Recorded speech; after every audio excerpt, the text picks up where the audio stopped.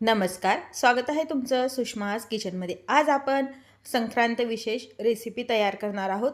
भोगीची mix भाजी। अगदी साधी सोपी रेसिपी आहे। थोडीशी वेगळ्या पद्धतीने अगदी ही वाफेवर शिजवलेली भाजी आहे। कुकरमध्ये किंवा पाणी न टाकता अगदी छान भाजी ही तयार केलेली आहे। व्हिडिओ शेवटपर्यंत बघा। तसेच रेसिपीला लाईक करा, चॅनलला सबस्क्राइब करा आणि बेल नोटिफिकेशन पण ऑलवर प्रेस करा। आता आपण भोगीची भाजी बनवायला सुरुवात करूया। आपण भोगीची भाजी बनवतोय त्यासाठी मी एवढ्या भाज्या घेतलेल्या आहेत।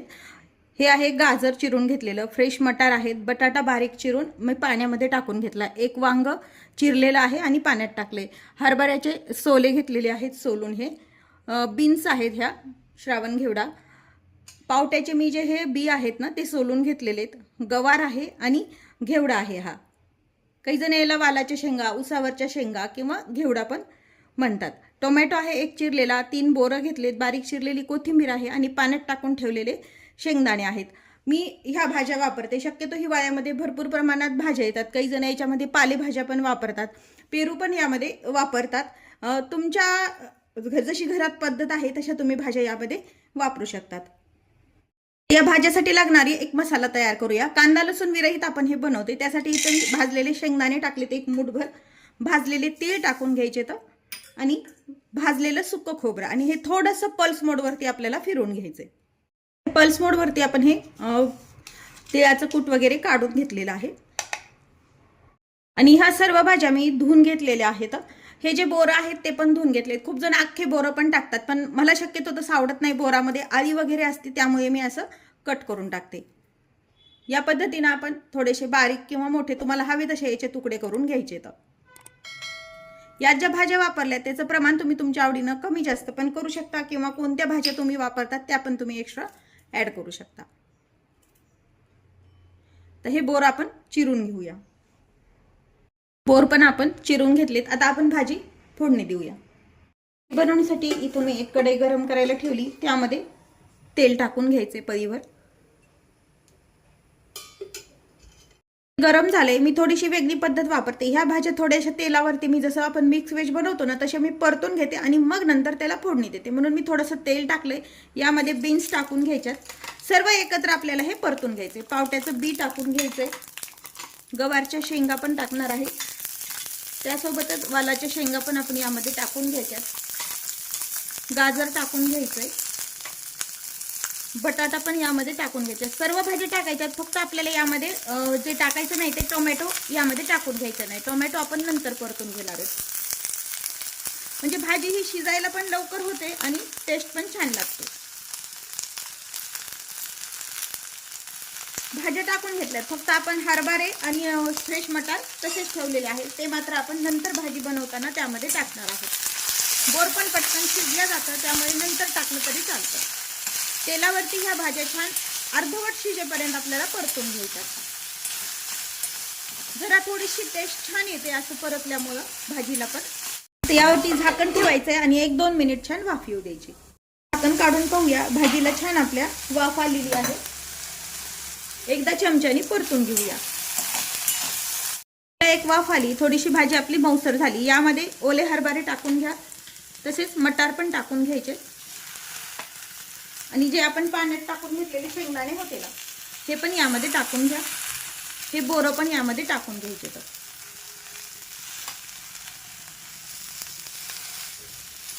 आणि छान 2 मिनिट परतून घ्यायचे,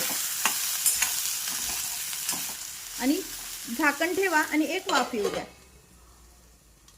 झाकण उघडून पाहूया। आता ही भाजी छान अर्धवट परतल्या गेलेली आहे। एका ताटामध्ये हे परतलेलं पूर्ण काढून घेऊया। जशी आपण मिक्स व्हेजची करतो ना तशीच आपण ही परतून घेतलेली आहे। आपण परतून घेतली, कढई मी स्वच्छ करून पुन्हा गॅसवरती गरम करायला ठेवली। कढईमध्ये तेल टाकून घ्यायचंय, जसं भाजीचं प्रमाण आहे तसं यामध्ये तुम्ही तेल वापरा, किंवा या पद्धतीनं साधारण 1.5 चमचा इथे मी तेल टाकून घेतले।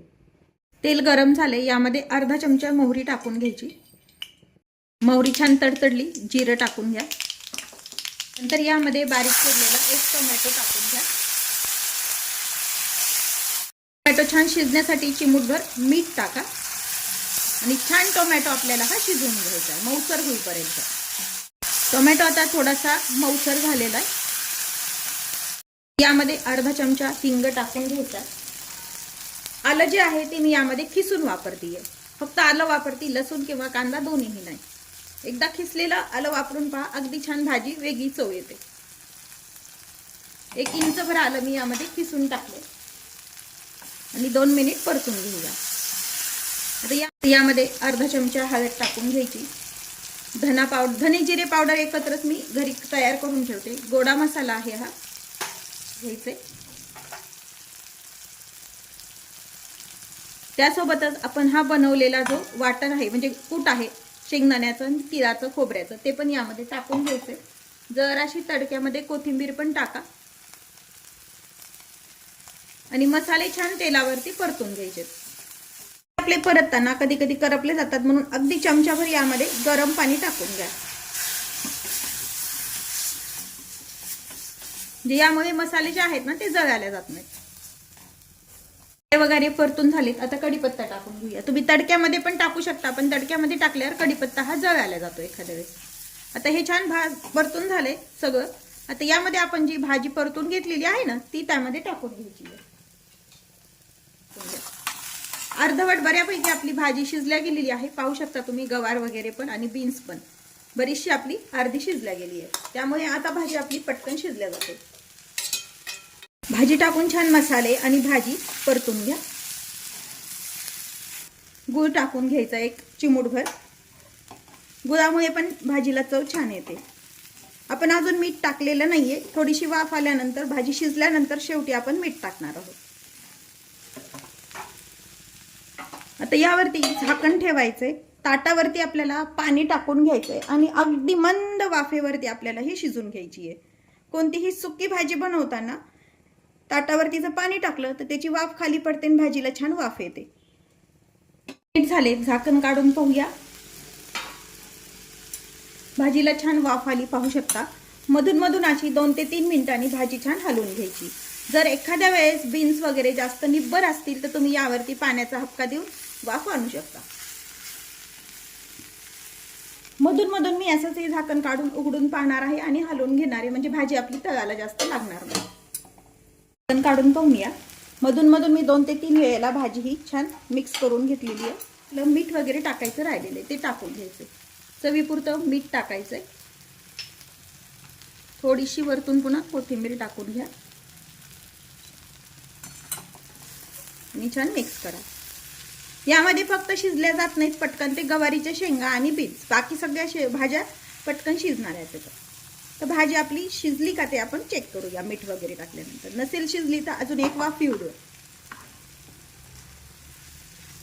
शिजली का ते चेक करूया. थोडीशी गवार घेऊया यामध्ये आणि बीन्स, बाकी भाज्या तर सगळ्या शिजल्याच जाणार आहेत. आणि हाताने छान मऊ झाली का ते बघूया. गवार व्यवस्थित आपली शिजल्या गेलेली आहे. बीन्स पण चेक करूया, ती पण छान मऊ झालेली आहे.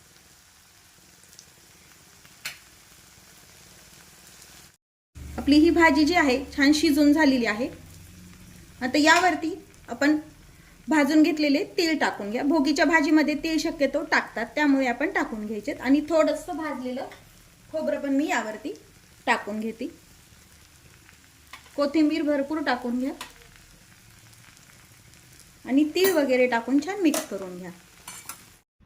चमचमीत वाफेवरली भोगीची भाजी आपली तयार आहे. या पद्धतीनं भोगीची भाजी नक्की करून पहा. तसेच तुम्ही भोगीची भाजी कशी बनवता हे कमेंटमध्ये नक्की सांगा. वरतून थोडेसे भाजीवरती तीळ टाकून घ्यायचेत. या भाजीवरती तीळ लावलेली बाजरीची भाकरी खाल्ल्या जाते भोगीच्या त्या दिवशी. तुम्ही जर माझ्या चॅनलवर नवीन असाल तर चॅनलला सबस्क्राईब करा, रेसिपीला लाईक करा, तसेच रेसिपी शेअर करायला विसरू नका. अशाच नवीन रेसिपीसोबत पुन्हा भेटूया. तोपर्यंत बाय बाय. व्हिडिओ पाहिल्याबद्दल धन्यवाद.